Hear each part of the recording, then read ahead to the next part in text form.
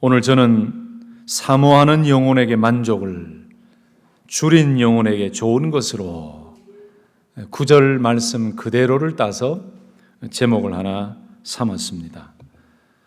우리가 읽은 이 시편 107편 말씀은 특별히 이스라엘 백성들이 바벨론 포로 생활 이후에 하나님께서 다시 고향으로 예루살렘으로 회복시켜 주시고 그 놀라운 은혜로 예루살렘으로 돌아오게 하신 그 은혜를 기억하면서 그 구원의 감격을 가지고 감사하며 찬송하는 그 고백이 바로 오늘 우리가 읽은 시편 107편의 말씀입니다.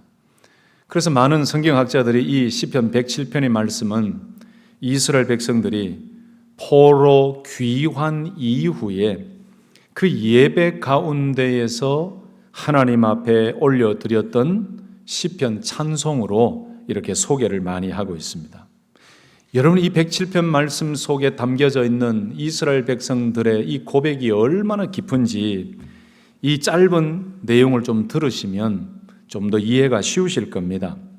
여러분 잘 아시듯이 이스라엘 백성들은 하나님의 말씀을 떠나버리고 우상 숭배를 하고 죄 가운데 살다가 하나님께서 선지자들을 통해서 경고하시고 돌아오라 또 경고하셨음에도 불구하고 하나님의 말씀을 무시하고 여전히 우상 숭배의 삶을 살아가다가 결국에는 하나님께서 바벨론이라는 큰 제국을 도구로 사용하셔서 이 바벨론에 의해서 포로로 끌려가게 하셨습니다. 여러분, 우리가 새벽 예배 본문으로 지금 몇 달 동안 쭉 달려왔는데 열왕기 상하 말씀, 역대 상하 말씀, 또 에스라 말씀, 느헤미야 말씀, 이제 요즘은 에스더 말씀으로 쭉 넘어가서 말씀을 보고 있는데 그 열왕기 하 말씀, 역대 하 말씀, 또 예레미야나 다니엘서 말씀을 보시면 아주 구체적으로 우상을 숭배하고 하나님을 떠나고 말씀대로 살지 않다가 하나님께서 바벨론에 의해서 포로로 끌려가게 하시는 장면이 얼마나 비참하게 나오는지 몰라요. 여러분, 성전이 무너져 버립니다. 성벽이 무너지고 불에 타버립니다. 이스라엘 백성들은 바벨론 포로로 끌려갑니다. 70년이라는 그 긴 생활 동안 포로의 삶을 삽니다. 고향을 잃어버렸습니다. 삶의 방향도 잃어버렸습니다. 한마디로 말하면 광야입니다. 광야. 정말 광야 같은 인생을 살게 된 것이죠. 그런데 하나님께서 바벨론의 포로로 끌려가게 하셨지만 하나님께서 그들을 완전히 멸하시기 위해서 그런 일을 하신 건 아니지요. 예레미야 선지자를 통해 약속하셨던 70년이 차면은 하나님께서 다시 돌이키시겠다라고 하신 그 말씀이 바사 왕 고레스, 그 고레스 왕에 의해서 예루살렘으로 귀환하도록 그 칙령, 그 선포, 그 허락이 주어집니다. 그것이 다 하나님의 예정 속에, 예언 속에 있었던 말씀이지요. 그래서 우리가 읽은 이 시편 107편 말씀은 단순한 노래가 아닙니다. 단순한 찬양시가 아닙니다. 이들의 마음속에는 이런 감격이 있는 것입니다. 하나님 아버지, 우리의 범죄함 때문에 우리의 우상 숭배와 하나님의 말씀을 어겨 살 때에 우리가 잘못 행했을 때에 우리가 바벨론 포로로 끌려가게 하셨는데 그게 끝인 줄 알았는데 하나님 그게 아니었습니다. 하나님께서 말씀하신 대로 우리를 다시 건져주셨습니다. 광야의 삶을 살았지만 다시 인도해 주셨습니다. 그 포로 생활에는 굶주린 영혼이었지만 하나님께서 다시 세워주시고 살려주시고 돌이켜주시고 우리가 그렇게 간구할 때에 우리에게 채워주시고 사모하는 영혼을 만족해 하시고 또 굶주린 영혼을 하나님 채워주셨습니다라는 놀라운 고백이 담겨져 있는 시가 바로 이 107편의 말씀인 것이죠. 저는 예배를 준비하면서 저와 여러분들의 삶도 마찬가지라고 자꾸 생각이 되어졌어요. 무슨 말씀일까요? 107편 말씀이 단지 포로 생활하다가 고향으로 돌아오는 귀환하는 성도들의 그들만의 고백이 아니라는 거지요. 현대를 살아가는 성도들도 광야의 삶을 살아가고 있습니다. 이 세상이 광야입니다. 특별히 예수 그리스도를 믿고 영접한 성도들이 이 세상에서 살아가는 것은 그야말로 더 광야예요. 광야. 우리를 넘어뜨리게 하는 그 흑암의 세력들이 얼마나 많습니까? 삶의 방향을 잃어버릴 때가 얼마나 많습니까? 마음이 바싹바싹 메마를 때가 얼마나 많습니까? 내 영혼이 허기지고 내 영혼이 배고프고 내 영혼이 건강하지 못하여서 어디로 가야 될지 몰라서 내 영혼도 갈팡질팡할 때가 얼마나 많습니까? 그리고 저 영원한 천국 하나님의 부르심을 받는 그 순간까지 걸어가는 우리의 이 땅에서의 삶은 정말 광야입니다. 광야. 그런데 지금 이 107편의 가장 주된 이스라엘 백성들의 그 환경이나 오늘 이 시대를 살아가는 저와 여러분들의 삶이나 사실은 다를 바가 없어요. 단지 시대가 다르고 조금 환경만 다르다는 뿐이지 우리도 광야의 삶을 살고 있어요. 그런데 여러분, 오늘 우리 가운데 나타나야 될 고백이 뭔지 아십니까? 오늘 107편의 고백이 우리 성도들의 입술을 통해서 흘러 넘쳐야 됩니다. 할렐루야! 왜 그렇습니까? 오늘 이 말씀이야말로 그들만의 고백이 아니고 지금도 여전히 하나님께서는 나는 삶의 방향을 잃고 마음이 메마르고 영혼이 허기지고 기도해도 응답이 없다고 하여 좌절해 있을 때에 나는 하나님이 막 보기 싫어질 때에도 하나님은 여전히 우리를 붙들고 계시고 우리의 걸음걸음을 인도하고 계신다는 거죠. 그 사실을 우리가 깨달았을 때에 해야 될 고백이 뭐냐? 바로 시편 107편의 고백이라는 것입니다. 바라기는 오늘 이 말씀을 통해서 말씀 그대로 나와 있는 우리 영혼에 만족을 주시고 우리 영혼에 좋은 것으로 채워주시는 하나님의 은혜가 오늘 우리 모든 성도님들 깊은 마음 가운데 충만하시기를 예수님의 이름으로 축복합니다. 오늘 그래서는 이제 몇 가지를 좀 나누면서 구절 말씀을 핵심으로 마무리 말씀을 드리고 오늘 말씀을 마치려고 하는데요. 첫 번째는 우리가 먼저 기억해야 될 것이 있습니다. 하나님을 더 깊이 알고 하나님을 더 제대로 알고 우리의 믿음과 신앙이 더 견고해진다. 다시 말씀드리면 하나님을 더 깊이 알고 제대로 알면 알수록 우리의 믿음은 더 견고해지고 우리의 신앙은 더 건강해진다는 사실입니다. 아멘이십니까? 노멘이십니까? 이거 진짜 아멘 하셔야 됩니다. 제가 가장 안타까운 게 뭐냐면은 예수 믿는 것 같은데 예수 안 믿어요. 교회는 다니는데 진짜 예수 믿는 사람인가? 진짜 하나님을 알려고 하는 이 갈망이 있는가? 여러분, 교회 다닌다고 구원받는 거 아닙니다. 예수 믿어야 구원받아요. 그래서 저는 전도할 때에 수개월 전에 말씀드렸잖아요. 전도하는 젊은 청년이 있는데 야야야야 교회 다니지 마! 제가 이랬어요. 이랬더니 얘가 놀래가지고 목사님 왜 교회 다니지 말라고 그러세요? 제가 교회 다니지 말라고 하고 싶어서 교회 다니지 말라고 한 게 아니고 그 뒤에 의미가 있어요. 교회 다니지 마! 예수 믿어! 이랬단 말이에요. 교회 다닌다고 구원받는 거 아니야. 예수 믿어. 그랬더니 이 친구가 이제 이해가 되는 거예요. 그렇게 전도하던 목사님이 갑자기 교회 다니지 마! 그리고 막 놀래켜놓고 교회 다닌다고 다 구원받는 거 아니야. 너 예수 믿어야 돼. 이랬더니 얘가 이해를 한 거예요. 여러분 아멘이십니까? 하나님을 알면 알수록 신앙생활이 견고해집니다. 내가 받은 구원이 확실해져요. 교회만 다닌다고 구원에 확신이 있는 게 아니에요. 그래서 가장 우리가 기해야 될 것은 우리가 죽을 때까지 하나님을 알아야 돼요. 예수님을 알아야 돼요. 여러분 그 하나님을 알고 예수님을 알면 알수록 내가 가지고 있는 구원의 확신, 내가 소망하는 천국에 대한 확신이 명확해집니다. 바라기는 여러분 종교 생활하지 마시고 하나님을 날마다 깊이 알아가시기를 예수님의 이름으로 축복합니다. 우리 온 성도님들은 한 명도 빠짐없이 저 천성문에 들어갈 때에 예수님이 뛰어나와서 웰컴 하면서 안아주시는 그 은혜를 한 명도 낙오자가 없이 다 누릴 수 있기를 예수님의 이름으로 축복합니다. 베드로후서 1장 2절 말씀에 하나님과 우리 주 예수를 알므로 은혜와 평강이 너희에게 더욱 많을지어다. 알면 알수록 은혜와 평강이 더 많아져요. 그래서 여러분 은혜 받기를 원하고 평강의 삶을 원하시면요, 다른 거 하지 마세요. 예수님을 알라고 애쓰면 돼요. 하나님을 아시려고 애쓰면 됩니다. 그러면 그 하나님을 아는 것은 어디서 우리가 하나님을 알 수 있습니까? 바로 이 말씀이에요. 말씀. 일반 은총이라고 하는 이 자연 은총을 통해서는 구원의 은혜, 하나님의 이 놀라운 구원의 섭리를 다 이해하지 못하기 때문에 특별 은총, 특별 계시로 말씀을 주셨잖아요. 그래서 자연을 통해서 세계 정치와 사람을 통해서 환경을 통해서 하나님을 느낄 수가 있고 알 수가 있습니다. 그러나 더 확실한 하나님을 알기 위해서는 이 하나님의 말씀이에요.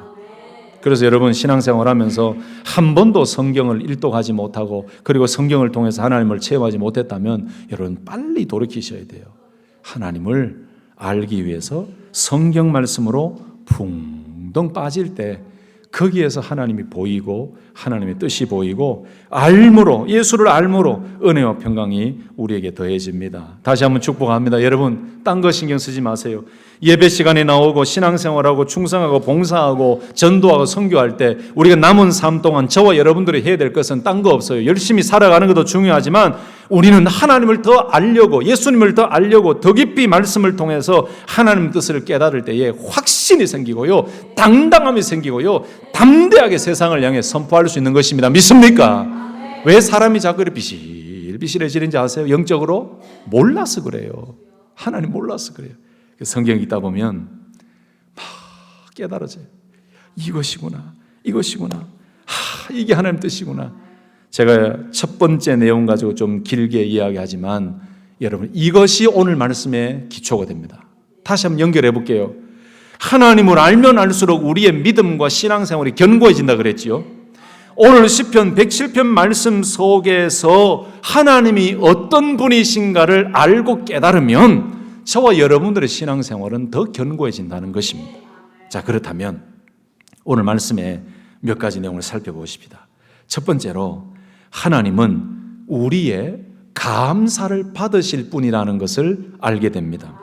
1절과 2절 보실까요? 여호와께 감사하라. 그는 선하시며 그 인자하심이 영원함이로다. 여호와의 속량을 받은 자들은 이같이 말할지어다 라고 말씀했어요. 여호와께 감사하라. 이 말씀으로부터 107편이 시작이 됩니다. 하나님께 여호와께 감사하라는 선포로부터 시작이 됩니다. 그런데 왜 여호와 하나님께 감사하라고 말씀합니까? 1절 중하반절 보니까 그는 선하시기 때문이다 라고 말씀해요. 여러분 여기 선하시다라고 할 때에 히브리어 원어 성경에는 토브라고 되어 있습니다. 이 선하시며란 토브라는 말씀은 우리가 인간이 자주 이야기하는 야 사람 참 착하다, 사람 참 선하다, 여러분 이 의미하고는 비교할 수 없는 의미예요.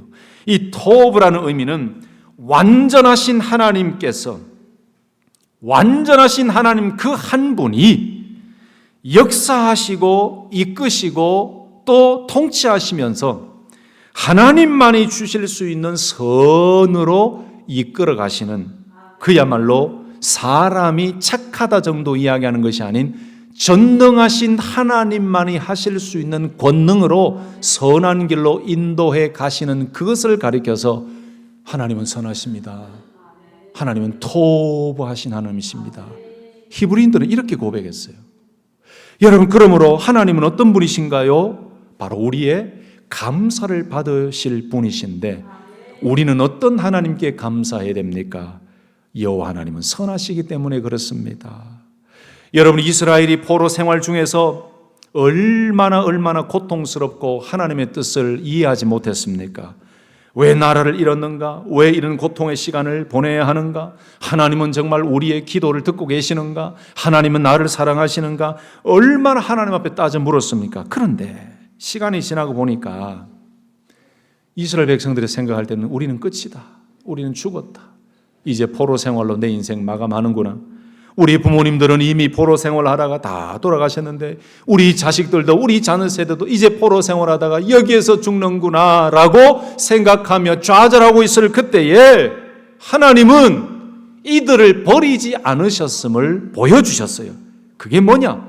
아까 말씀드렸던 예레미야 선지자를 통해서 말씀하셨던 때가 참에 하나님께서 다시 회복시키실 것이라는 그 말씀 그대로 바사왕 고레스를 통해서 고향으로 예루살렘으로 귀환시키시지요. 1차, 2차, 3차로 귀환시키십니다. 이런 하나님의 사랑과 이런 하나님의 인도하심을 깨닫고 고백했던 그 고백이 뭐냐? 바로 1절에 나오는 고백이요. 여러분 온 백성들의 여호와 하나님을 찬양하십시다. 왜 우리가 찬양해야 됩니까? 하나님은 선하시기 때문에, 도우하신 하나님이시기 때문에. 우리는 절망이고 끝이라고 생각했지만, 우리는 다 잃었다고 생각했지만 아니었습니다. 하나님의 뜻대로 하나님의 선하심으로 언약 백성들을 끝까지 인도해 주신 하나님의 은혜가 있었기 때문에 우리가 귀환했습니다. 그러므로 하나님을 찬송하십시다 라고 고백했어요. 여러분, 이쯤 되면 저와 여러분들도 왜 찬송하고 찬양해야 되는지에 대한 답이 나오지 않습니까? 제가 새벽에도 말씀드렸는데 지난 1월부터 오늘 아침까지만 생각해봐도 우리 힘으로 살아온 게 아닙니다. 위태할 때가 있었죠. 정말 위태할 때가 있었어요. 그때마다 우리는 당장은 보이지 않았지만 하나님은 우리를 붙들고 계셨습니다. 그래서 오늘까지 이끌어 오셨어요. 사람으로서는 할 수 없는 선하심, 그 선하심으로 이끌어 오셨다. 오늘 이 시편 107편의 고백이 저와 여러분들의 고백이 되기를 예수님의 이름으로 축복합니다. 여호와 하나님 선하시기 때문에 찬양합시다. 이 고백이요. 두 번째로 왜 감사해야 된다라고 말씀합니까? 그 인자하심이 영원함이로다라고 말씀해요. 하나님의 인자하심을 가리킬 때에 헤세드라고 이야기합니다. 여러분, 이 말도 우리 인간이, 우리 사람이 사용하는 야, 저분 참 인자하시다, 저분 참 선하시고 친절하시다, 여러분, 이 의미가 아니에요. 하나님께서 오늘 말씀하고 있는 이 1절에 나오는 하나님의 인자하심이라는 것은 창조주 하나님만이 가지고 계시는 언약적인 사랑, 끝까지 창조주 하나님이 책임지시는 사랑, 포기하지 않으시는 사랑. 우리 인간은 변덕스럽지요. 환경에 따라 변덕스럽고 감정에 따라 변덕스러운 그런 것하고는 비교할 수 없는 온 우주 만물을 창조하신 전능하신 하나님께서 언약 백성들을 향하여 변치 않으시는 하나님의 신실하신 인자하심과 포기하지 않는 사랑, 그걸 가리킬 때에 헤세드, 인자하심이래요. 사람은 얼마나 변덕스러운지 아세요? 화장실 들어갈 때 다르고 나올 때 마음 다르잖아요. 예. 제가 아직은 젊지만 그래도 사역을 한 경험은 우리 선배님보다, 동년도 우리 후배보다는 사역의 경험은 저는 많습니다. 이게 교만이라는 게 아니고, 근데 여러분 살다 보니까요, 믿을 게 안 돼요. 사람은 믿을 게 안 돼요. 사람은 사랑해야 될 대상입니다. 사람은 믿을 대상이 아니에요. 믿을 대상은 오직 하나님 한 분밖에 없습니다. 여러분 믿는 도끼의 발등 많이 지키셨죠? 저도 많이 지켜봤습니다. 몰랐어요. 그렇게 이야기하니까 저는 철떡같이 믿었어요. 우와, 남은 인생 다 책임져 줄 것 같고 내 인생 모든 거 책임져 줄 것 같고. 안 돼요. 인간이 그래요. 원래 저도 인간이고, 저도 믿지 마세요. 제 안에 있는 하나님을 믿으세요. 저를 믿지 마세요. 제 안에 계시는 성령을 믿으세요. 저도 여러분 안 믿습니다. 이러면 큰일 나는데, 그러면 여러분 또 저를 향해서 믿지 마라, 안 믿는다 그랬다, 우리가 저 목사님을 믿어야 되나, 뭐 따로 이러면 무슨 의미인지 아시죠? 사람이 말하는 아이고 선하시네, 착하네, 아이고 저 사람 친절하네, 그 의미가 아니라는 거예요. 우리가 좀 친절하게 사는 것, 그 의미하고 하나님의 이 인자하심, 헤세다 그러면 비교할 수 없는 거예요. 그러니 107편의 이 시인의 고백과 이 백성들의 고백은 어떤 고백입니까? 지금까지 사람을 믿어봤다.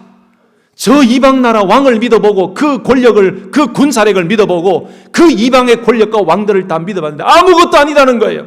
그런데 자포자기하고 끝이라고 생각했을 때에 하나님 우리를 언약 백성으로 삼으셨는데 잊지 않으셨구나. 하나님의 언약에 신실하신 그 하나님의 사랑으로 우리를 이렇게 인도해 주시고 다시 돌이키시는구나. 끝까지 책임지시는 하나님의 사랑, 언약적인 사랑으로 이렇게 우리를 포기하지 않으시고 이렇게 이끌어 주셨구나라는 것을 깨닫고 난 이후의 고백이 뭐냐? 하나님의 인자하심이 영원함이로다. 여러분 정말 이 고백이 나오려면요, 매 삶 순간에 하나님을 경험해야 돼요. 그저 사람끼리 이야기하는 인자하십니다, 선하다, 아이고 착하다, 아주 친절하다, 이 정도 가지고 하나님을 체험하시겠다고요? 안 됩니다. 그걸로는 하나님의 인자하심과 선하심을 경험할 수 없어요. 내가 하나님의 말씀을 통해, 기도를 통해 신앙생활하면서 정말 놀랍게 하나님을, 내가 개인적으로 하나님을 깊이 만나고 말씀을 통해서 하나님을 깊이 만날 때 그때 깨닫는 것이 뭐냐? 하나님은 선하십니다. 하나님의 인자하심이 영원하십니다.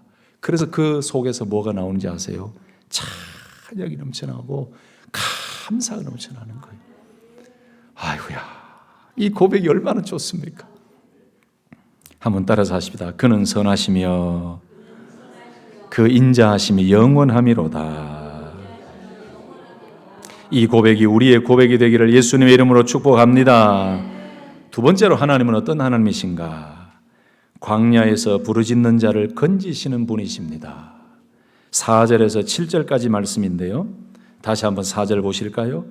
그들이 광야 사막길에서 방황하며 거주할 성읍을 찾지 못하고 줄이고 목이 말라 그들의 영혼이 그들 안에서 피곤하였도다. 이에 그들이 근심 중에 여호와께 부르짖음에 그들의 고통에서 건지시고 또 바른 길로 인도하사 거주할 성읍에 이르게 하셨도다. 아멘. 여러분, 이스라엘은 실제로 광야 생활을 경험했지요. 출애굽 이후에 40년의 광야 생활을 경험했습니다. 그리고 포로 생활도 광야예요. 우리 부모님들이 일제시대, 6.25 시대 겪으시면서 그 억압 가운데 있던 그 고통스러운 이야기들을 많이 해주셨잖아요. 여기 계시는 성도님들 가운데도 일제시대와 6.25 전쟁 시대를 경험하신 분들이 참 많이 계신데 얼마나 고통스러우셨습니까? 여러분, 그 경험해 보신 분들이 알지요. 저는 일제시대를 경험해 보지 못했습니다. 그렇기 때문에 제가 체험하는 것하고 경험하신 우리 성도님들과 부모님들의 체험이 다르지요. 그러나 동일하게 아는 것은 있습니다. 억압과 압제와 자유를 잃은 나라의 국민들, 백성들은 얼마나 고통스러운 삶인지를 압니다. 이스라엘 백성들은 광야 40년뿐만 아니고 바벨론 포로 생활 70년이나 이 모든 것들이 사실 광야의 삶이었어요. 여러분, 광야는 어떤 곳입니까? 성경에서 광야는 이렇게 표현합니다. 인간의 힘이 하나도 소용없는 것이 광야입니다. 의지할 곳이 없는 곳이 광야입니다. 철저하게 하나님만 바라봐야 되는 곳이 광야입니다. 이 광야의 삶을 통해서 이스라엘 백성들은 4절 5절 말씀에 나오는 것처럼 물이 없어서 여러분 목이 말라 했습니다. 그 광야에서 길을 잃고 방황했습니다. 거주할 성읍을 찾지 못하고 방황했습니다. 그들의 영혼조차도 그들 안에서 피곤했다라고 했어요. 얼마나 고통스러운 것입니까? 육체적으로, 정서적으로, 감정적으로, 이성적으로, 영적으로 모든 것이 피폐해져 있던 삶이 광야의 삶이었어요. 그런데 신명기 8장 2절 3절을 보시면 너를 낮추시며 너를 시험하사 내 마음이 어떠한지를 알려 하심이라. 백성들은 깨닫지 못했지만 하나님의 계획은 그 광야를 통해서 낮추시겠다, 겸손케 만드시겠다. 그리고 그 광야에서 사람만 의지하지 말고 오직 하나님만 바라봐야 된다는 그 믿음, 그의 마음을, 그 백성들의 마음을 테스트하기 위해서 하나님께서는 광야를 훈련의 장소로 선택하신 거예요. 그런데 그 순간에는 이스라엘 백성들이 깨닫지 못했어요. 출애굽기 16장에 왜 만나를 내려주셨을까요? 하나님이 주실 때 먹고 살 수가 있고 사람이 떡으로만 사는 것이 아니라 여호와 입에서 나오는 말씀으로 살아야 된다는 것을 기억하고 오직 하나님의 말씀에 순종하는 길로 가도록 하기 위해 만나를 내려주셨지요. 자, 오늘 4절, 5절, 6절, 7절에 나오는 이 고통스러운 영혼이 메말라 바싹바싹 메말라 있는 그 광야의 삶 가운데 이들이 잊지 않은 것이 있습니다. 그게 뭐냐? 6절에 보니까 이에 그들이 근심 중에 여호와께 부르짖으매 그랬어요. 바로 하나님은 이런 분이십니다. 저와 여러분들도 지금 광야와 같은 삶을 삽니다. 아마 지난 한 주간에 이 짧은 시간을 살아오시면서도 개인적으로 광야의 삶을 살아오신 분들 많으실 겁니다. 일반적인 삶의 광야도 있지만 내 영적인 영혼의 광야의 삶을 걸어오신 분들도 있을 것입니다. 내 영혼에 만족이 없고 기쁨이 없고 내 영혼에 막 샘솟는 은혜가 없어요. 이게 광야예요.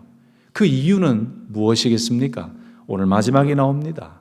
하나님을 향한 사모함이 없기 때문에 우리 영혼과 우리의 심령이 광야같이 메마를 수 있는 것입니다.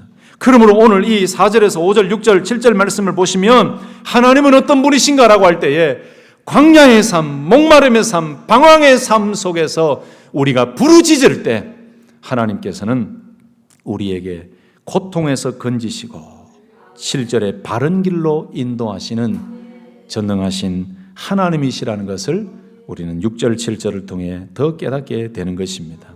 여러분, 여기에 6절에 나오는 그들의 고통에서 건지셨다라는 것이 얼마나 큰 은혜입니까? 7절에 바른 길로 인도하셨다라고 할 때 이 바른 길은 살 길을 얘기하는 거예요. 여러분, 하루를 살면서도 갈 길을 몰라서 방황하고 있을 때 우리에게 필요한 게 뭘까요? 그 광야 같은, 한 시간도 너무나 광야 같은 그 어려움 속에 있을 때 우리에게 필요한 것은 부르짖음이에요. 하나님 부르짖을 때에 하나님께서 우리를 그 고통에서 건지시고 바른 길로 인도하신다. 바른 길은 살 길이에요. 회복의 길이에요. 생명의 길이에요. 그러므로 하나님은 어떤 하나님이시다? 광야 속에서 부르짖을 때에 우리를 고통에서 건지시고 바른 길로 인도하시는 놀라운 사랑의 하나님이시다. 이 말씀을 믿으시고 광야의 삶을 지나가고 광야를 통과할 때에 부르짖음의 영성을 가지고 하나님의 은혜를 경험할 수 있기를 예수님의 이름으로 축복합니다. 마지막으로 한 가지를 더 보실까요? 오늘 말씀을 통해 하나님은 어떤 하나님이십니까? 저는 이걸 강조하고 싶어요. 사모하는 영혼에게 만족을 주시고 줄인 영혼에게 좋은 것으로 채워주시는 분이시다. 9절 말씀 다시 보십시다. 그가 사모하는 영혼에게 만족을 주시며 줄인 영혼에게 좋은 것으로 채워주심이로다. 아멘이십니까? 여러분, 사모하는 영혼이 뭘까요? 여기 사모한다라는 말, 원래 성경의 원어를 보면은 사모한다가 갈망한답니다. 갈망하는데 어떻게 갈망하는지 아십니까?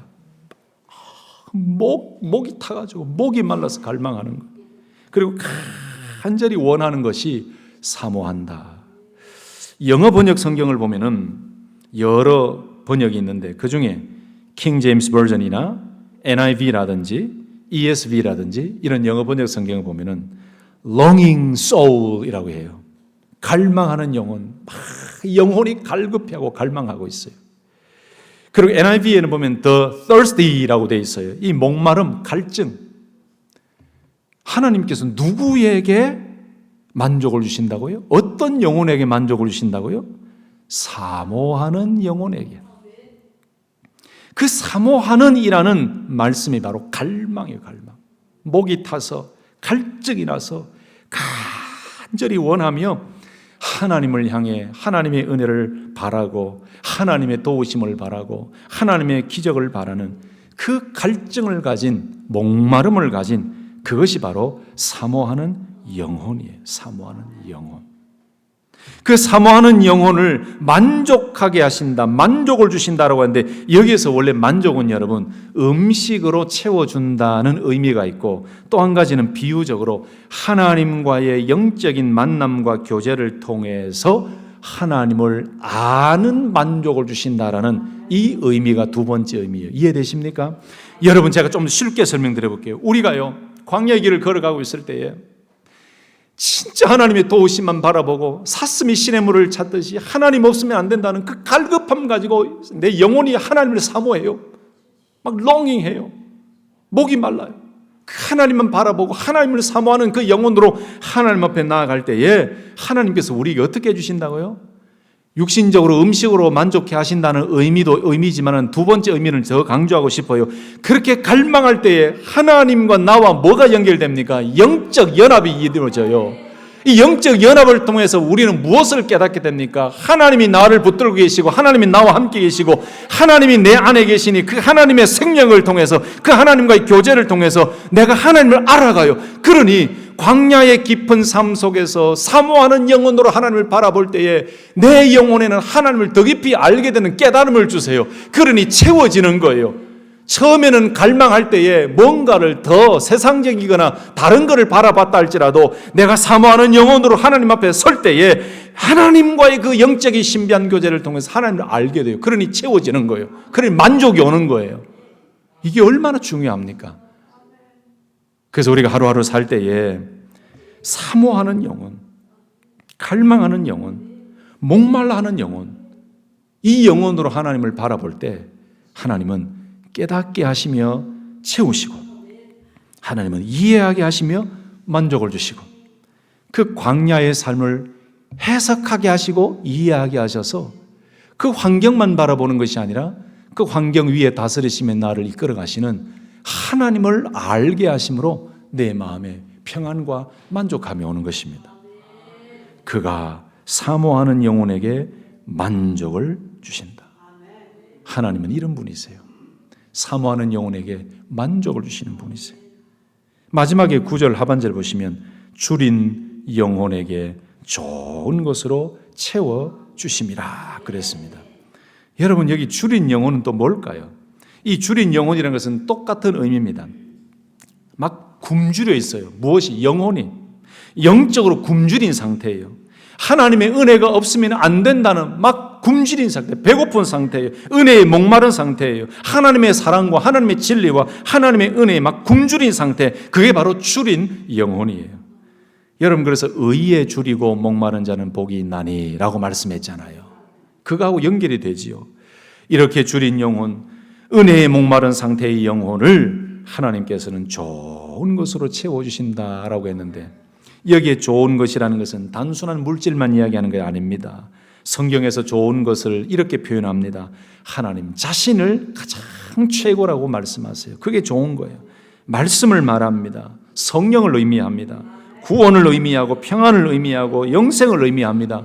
그러니 내가 줄인 영혼으로 하나님 앞에 나아갈 때에 세상은 줄 수도 이해할 수도 없는 오직 하나님이 주실 수 있는 좋은 것, 바로 그것으로 우리를 채워주신다. 우리에게 만족해 하신다. 이게 얼마나 큰 은혜예요. 저는 우리 성도님들이 이 9절 말씀만 오늘 꼭 붙들었으면 좋겠습니다. 앞에 몇 가지를 하나님이 어떤 분이신가를 봤지만 하나님은 9절 같은 분이시다. 사모하는 영혼에게 만족을 주시고 줄인 영혼에게 좋은 것으로 채워주시는 하나님이시다. 그렇다면 여러분 말씀을 정리하면서 저와 여러분들에게 죽는 날까지 필요한 것이 무엇일까요? 뭘까요? 오늘 답 나왔잖아요. 9절에 뭐가 필요할까요? 좋은 것, 선한 것 채워주시는 하나님을 경험하려면 우리에게 무엇이 필요할까요? 사모함, 또요. 감사, 또요. 예, 또요. 채워주시는데 또 뭐가 필요하겠어요? 예, 만족을 주시는데 뭐가 필요하냐고요? 사모하는 영혼, 줄인 영혼. 이게 답이잖아요, 답. 오늘 시험 봤으면 오늘 떨어질 분이 많네. 따라서 합시다. 사모하는 영혼, 줄인 영혼. 이겁니다. 답이 이겁니다. 현대 교회와 현대 성도들에게 가장 큰 문제는 갈급함이 없어요. 갈급함이 없어요. 은혜에 대한 갈급함도 없어요. 하나님의 은혜가 필요한데도 필요조차도 몰라요. 하나님의 도우심이 필요한데도 필요하다는 걸 못 깨달아요. 이게 문제예요. 그런데 사모하는 영혼과 추린 영혼으로 하나님을 나가기만 하면 하나님께서는 말로 할 수 없는, 세상이 줄 수 없는 이것으로 채우시고 만족해 하신다고 하셨으니 저와 여러분들이 필요한 것은 다른 게 아닙니다. 추린 영혼, 사모하는 영혼이에요. 이 모습으로 나아갈 때에 하나님께서 우리들에게 놀라운 것으로 채워주실 줄로 믿고 광야를 지난다고 좌절하지 마시고 고통과 어려운 환경 속에 있다고 실패할 마음을 가지지 마시고 여전히 하나님은 선하시고 인자하시고 우리를 이끌고 계시는 그 하나님이심을 믿고 오히려 추린 영혼으로 사모하는 영혼으로 바라볼 때에 우리를 새롭게 하시고 만족해 하시고 채워주실 줄 믿고 그 감사와 찬송과 감격으로 하나님 앞에 나아가 승리하는 우리 모든 성도님들 되시기를 예수님의 이름으로 축복합니다. 아멘. 아멘. 우리 결단